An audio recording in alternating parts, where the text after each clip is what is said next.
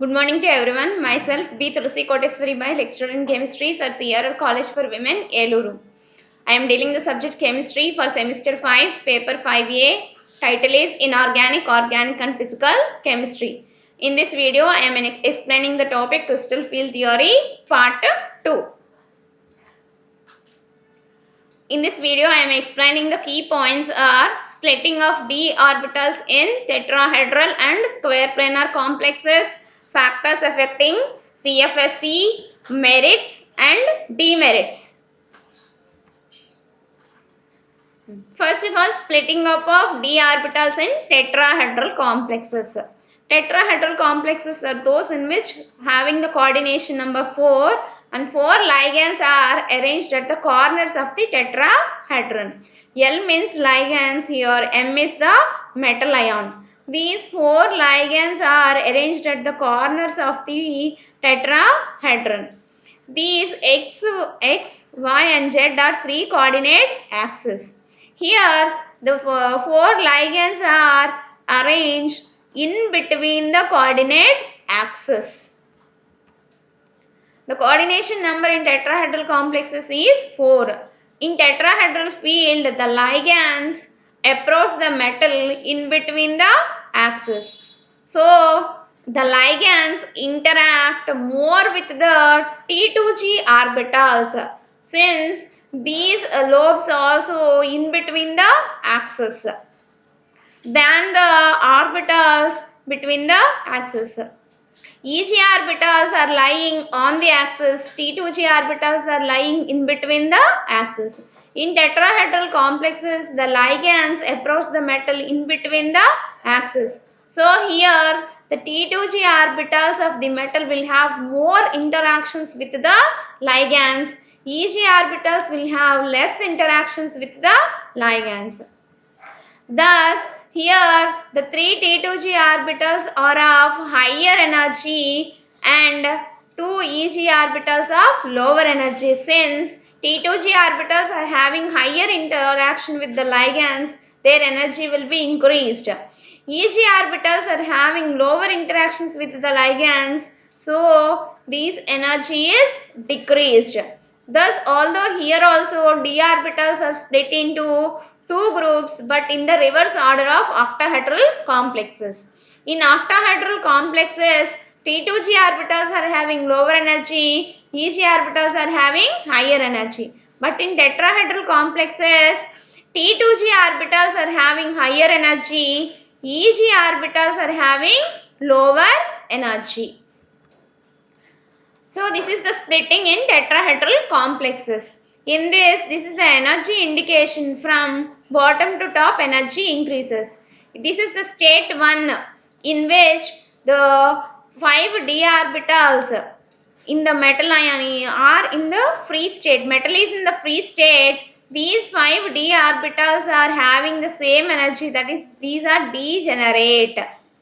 When ligands approach the metal spherically, that is at equal distance from all the d orbitals, then there is a repulsion between the ligands and d orbitals, hence their energy increases to same extent.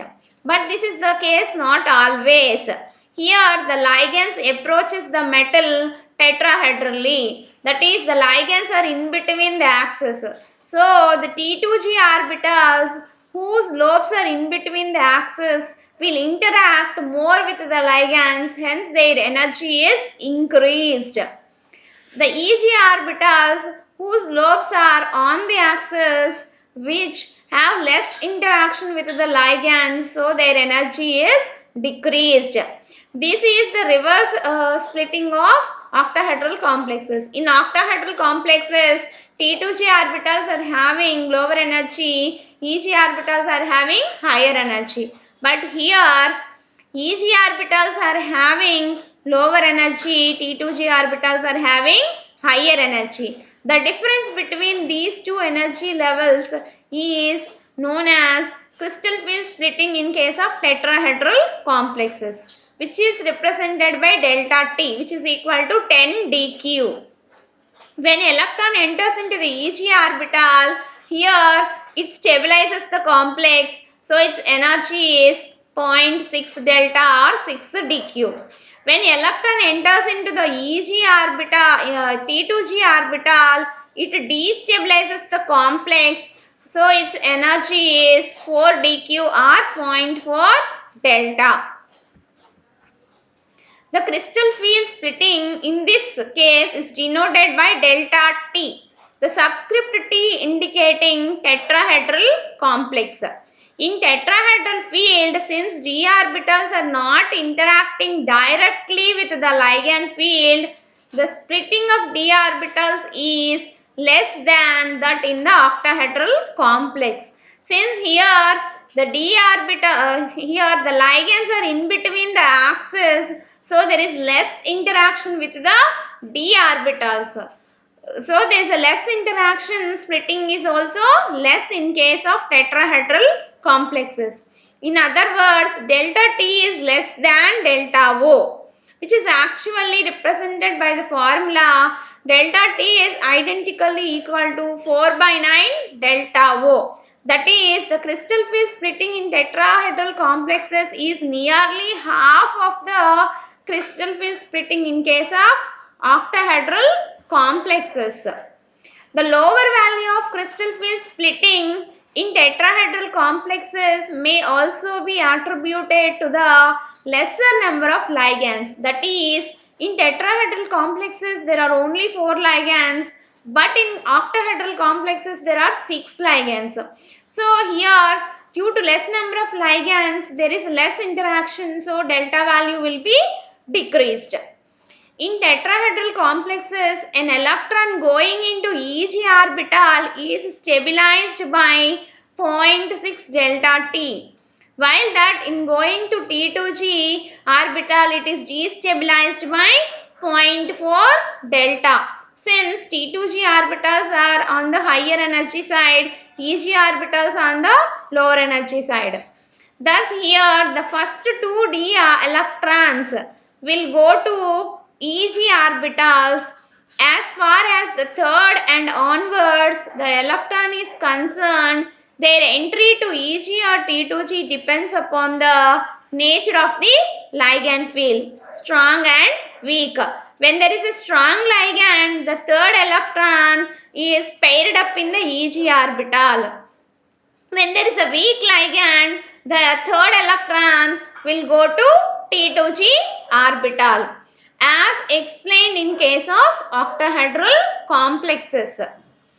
Now let us see the splitting of d orbitals in square planar complexes. Square planar complexes are also having the coordination number 4. There are 4 ligands, but their arrangement is different. So crystal field theory does not consider the square planar complexes as new one, but it is derived from the octahedral field by withdrawing the 2 trans ligands located along z-axis. That is, in octahedral complex there are 6 ligands. By removing the 2 trans ligands located on z-axis, we will get the square planar complex.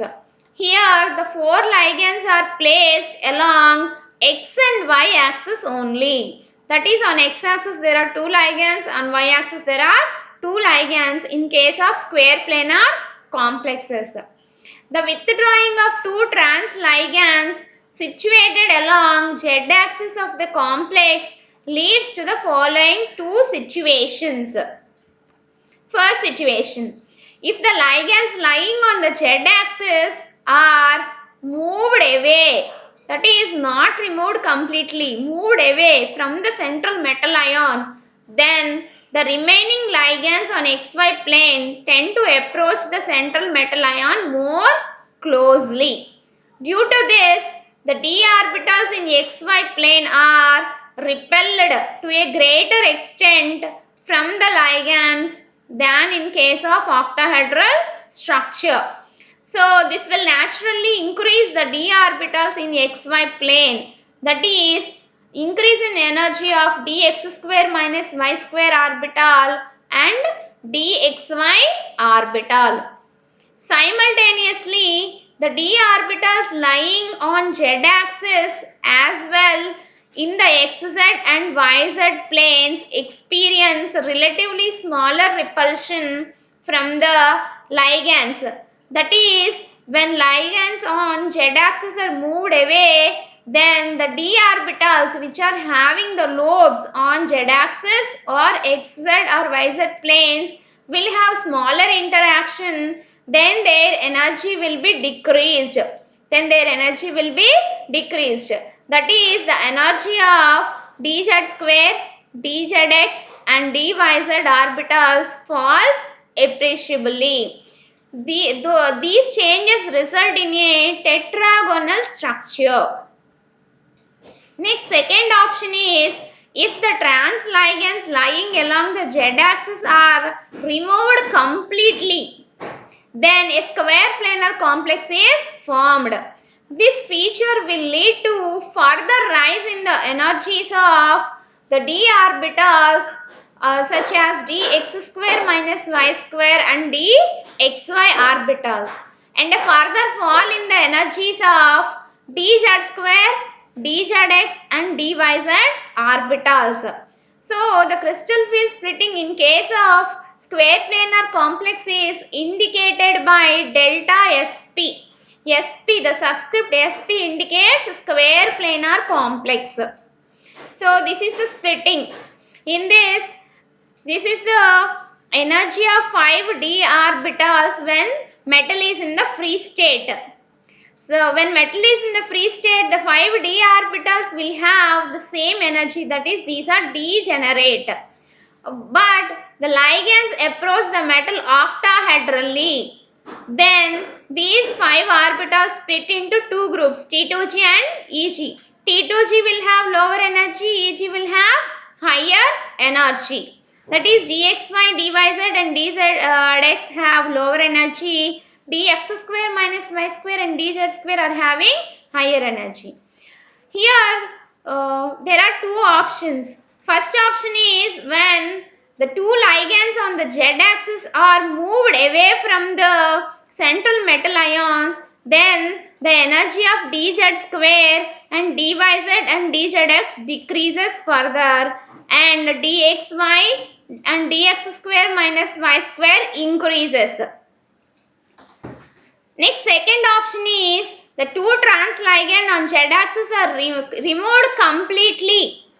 Then there is further decrease in the energy of dyz and dzx and also dz square. Further increase of dxy and dx square minus y square. So, the splitting between these two orbitals dx square minus y square and dxy orbitals is known as crystal field splitting in square planar complexes. Now, next topic I am explaining is factors affecting CFSE. CFSE means crystal field stabilization energy. There are number of factors affecting the crystal field stabilization energy. First factor is nature of the ligands. The magnitude of crystal field splitting delta depends upon the field strength of ligands as well as on the metal ion. As far as ligand is concerned, the greater the negative charge of the ligand and smaller the size. That is, when the size is small and charge is high, then there will be greater interaction with the metal ion. So, the greater is the crystal field splitting caused by the ligand. The common ligands are arranged below in the order of increasing delta values. Here, the ligands on the left hand side are having lower delta value. The ligands on the right hand side are having higher delta value. That is, this series is known as spectrochemical series. The ligands from I- to H2O. I- to H2O are weaker ligands since they are having smaller delta value. And the ligands from NCS- to CO are having higher delta value. These are known as strong field ligands. The ligands having smaller value of delta are called weaker ligands. These are placed left hand side of the spectrochemical series. While the ligands are having larger value of delta are known as strong ligands. These are placed in the right hand side of the spectrochemical series. The above order of increasing crystal field splitting of ligands is known as spectrochemical series. This spectrochemical series helps in predicting the paramagnetic behavior of the complex. For example, I am considering the two examples of ferric ion, that is FeH2O 6 times 3 plus and FeCN6 3 minus. In these two complexes, central metal ion is same, ferric ion Fe3 plus, but ligands are different. In the first complex, there are 6 number of water molecules. In the second complex, there are 6 number of cyanide ions. Both of the complexes have iron 3 having 5 3d electrons, that is 5 electrons in the 3d orbitals in the ferric ion. However, water molecule is a weaker ligand than cyanide ion. So, the 3d electrons in hydrate complex remain unpaired and the complex will be high spin. While in ferricyanide ion, the ligand is a strong ligand. Due to high splitting energy, the 3d electrons tries to pair up in the lower T2g orbitals and thus the complex will be low spin. Due to weaker ligands, hydrate complex will be unpaired. So, this is high spin complex.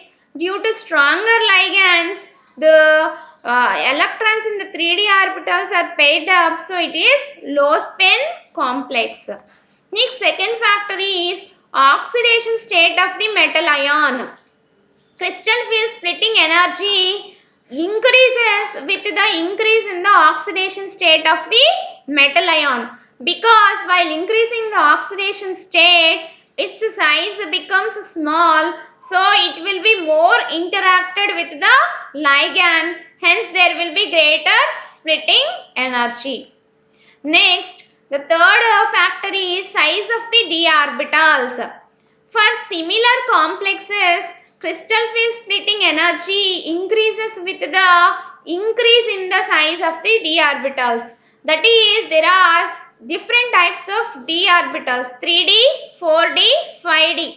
For similar complexes, while going from 3d to 5d, the size of the d orbitals decreases. So there will be greater interaction and hence crystal field splitting will be increases while going from 3D to 5D. Next, fourth factor is geometry of the complex. Crystal field splitting in case of octahedral complex is nearly double the value of tetrahedral complexes. The reason for this is in octahedral complexes there are 6 number of ligands. In tetrahedral complexes there are only 4 number of ligands. So due to the less number of ligands there is less interaction. So crystal field splitting in tetrahedral complexes is less, while crystal field splitting in octahedral complexes is more. The smaller the value of delta T as compared to delta O due to the lesser number of ligands in tetrahedral complex. Next merits of CFT. First merit, that is, it is very simple and useful for supplying a theoretical basis for quantitative correlations between empirical and semi-empirical numbers. That is, it explains the theory, it explains the structure of the complexes quantitatively. Next, second one, it predicts the magnetic properties of most of the complexes. That is, when T2g and EG orbitals having unpaired electrons, that is, it is paramagnetic in nature and it contains paired electrons, then the magnetic behavior will be diamagnetic. So, it predicts the magnetic properties of most of the complexes and also the variation of magnetic moments with temperature. That is, when temperature is raised, then the electron transition takes place. Then also it explains the magnetic properties. Next, third merit is it predicts the stereochemical properties. That is, it explains the geometry of the complexes. That is, it explains the position of the ligands and metal and also the geometry of the complexes. Fourth merit is it also explains certain kinetic and thermodynamic properties. That is, it explains that the complex is labile or inert, it is reactive or inert. Next merit is it treats certain spectral problems. This theory mainly explains the color spectra of the complexes.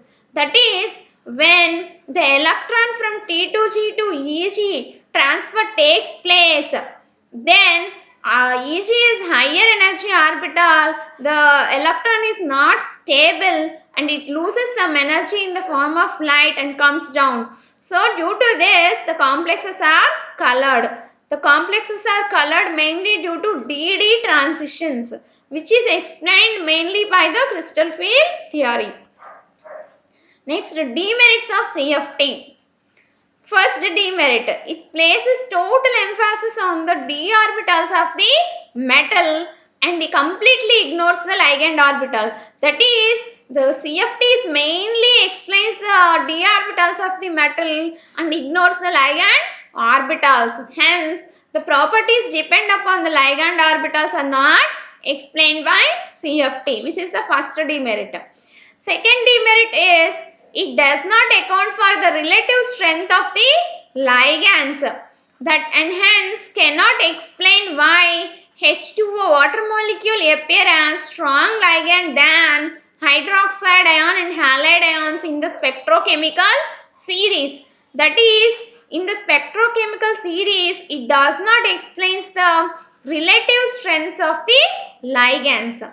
Next, third one, it cannot explain the pi bonding which occur frequently in complexes with poor Lewis base ligands. Certain ligands accepts the electrons from the metal and forms pi bonding. That is, these forms d pi p pi bonds. Such complexes are not, such bonding is not explained by CFT. These are the list of reference books for this unit, coordination chemistry.